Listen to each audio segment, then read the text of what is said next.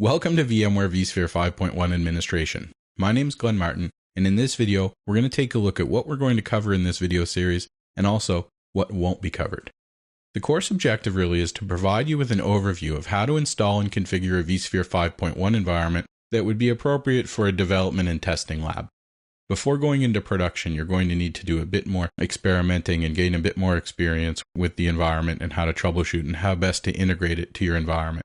But we will take a look at the configuration walkthrough of the various major features, and that'll help you quickly familiarize yourself with the core concepts of vSphere and how to make use of them. In order to assist with your integration into your future production environment or into your dev environment, we'll also take a look at some of the design decision points that you'll have to make, particularly in network and storage integration from a high availability and also a performance perspective. So in the first section, we're going to do the introduction as we're doing right now, but we'll look at the installation and initial configuration. So the install, the DCUI menu-driven interface, the ESXi shell, and also managing our hosts directly using the vSphere client. Then we'll take a look at configuring networking, including vSwitches, port groups, and VM kernel interfaces, teaming, load balancing, and network failover for setting up high availability, high performance network environments for virtual machines. In the storage section, we'll also take a look at iSCSI, VMFS, the network file system, and path selection policy. In my environment, I'm really not able to provide any fiber channel storage. We will take a look at some of the issues related to how path selection works in terms of multipathing solutions and some of the issues that will come up even in larger environments where you may have a storage array based on fiber channel and or storage arrays that support things such as VAAI, the vSphere Advanced Array Integration. We'll also take a look at virtual machines. We'll look at installing guest operating systems and installing and keeping the VMware tools up to date. And we'll also take a look at how we can use para-virtualized devices such as the vSCSI driver to provide even lower virtualization overhead than we typically would see, and when it would be appropriate to use those things and when it's not.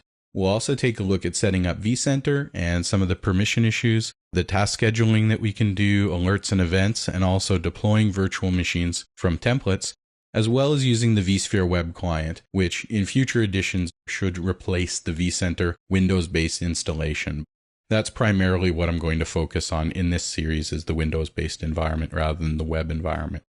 We're also going to take a look at performance and the various graphs and charts that we can do using vCenter.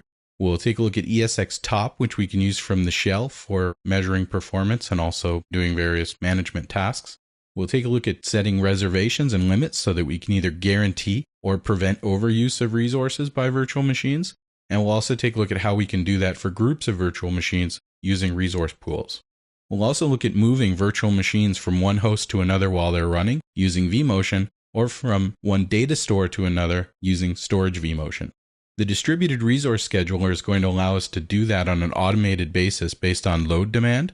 So we're going to see how we can use the distributed resource scheduler to dynamically adapt our workload to the available server environment. And we'll also take a look at how we can protect virtual machines from host failure or even potentially problems within the virtual machine using high availability. We'll look at keeping vSphere up to date using the vSphere Update Manager, and we'll also take a look at backups using vSphere Data Protection.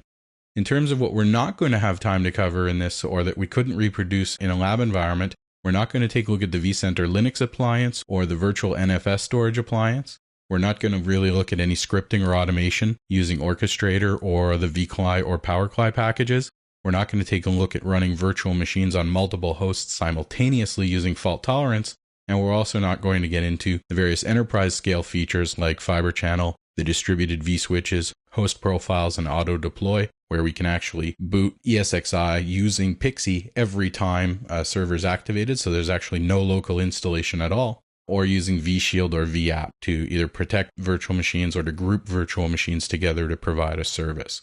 So that should give you an idea as to the scope of the course and what you can expect from it. Take a look at the video table of contents and then start jumping in, but you'll probably want to start with the installation.